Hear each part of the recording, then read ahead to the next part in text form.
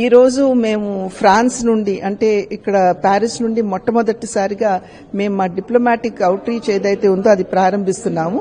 ఇది చాలా చాలా అనుకూలమైనటువంటి సమయంలో జరుగుతుంది అని చెప్పి మనమందరం కూడా గమనించాలి.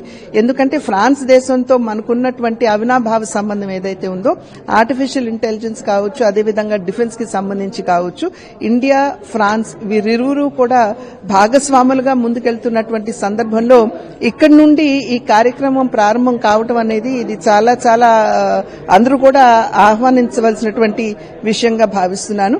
ఇవాళ కేవలం భారతదేశం మాత్రమే కాదు, ఫ్రాన్స్ కావచ్చు, ఇంగ్లాండ్ కావచ్చు, యుఎస్ కావచ్చు, అందరూ కూడా ఏదైతే ఉగ్రవాదుల యొక్క దుశ్చర్యలకి వారందరూ కూడా బలి అయినటువంటి విషయం మనందరికీ తెలుసు.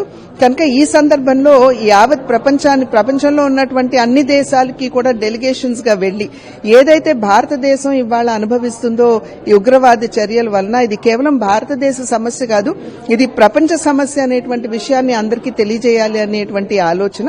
కనుక ఇందులో భాగంగా ఇక్కడ నుండి ప్రారంభం కావటం అన్నది ఈ దేశానికి మన దేశానికి ఉన్నటువంటి సంబంధ రీత్యా అది చాలా చాలా మంచి పరిణామం అని చెప్పి మనం గమనించాలి.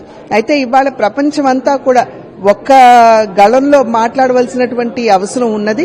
ఈ ఉగ్రవాద చర్య కేవలం పాకిస్తాన్ ఏదైతే దాడి మన దేశం మీద చేసిందో ఇది కేవలం ఉగ్రవాద చర్య మాత్రమే కాదు, అక్కడున్నటువంటి ప్రభుత్వం ప్రోత్సహించినటువంటి చర్య అని కూడా మనం గమనించాలి. ఎందుకంటే ఉగ్రవాదులు ఎవరైతే అక్కడ మరణించారో వారి అంత్యక్రియలకి అక్కడున్నటువంటి సేనాధ్యక్షులతో సహా అక్కడికి రావడం అనేది దీన్ని బలపరుస్తున్నటువంటి విషయం.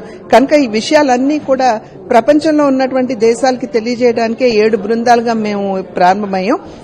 దానిలో భాగంగా రవిశంకర్ గారు నేతృత్వం వహించేటువంటి ఈ బృందం ఇక్కడ ఫ్రాన్స్ నుండి ప్రారంభం కావడం అనేది ఇది శుభ పరిణామంగా భావిస్తున్నాను.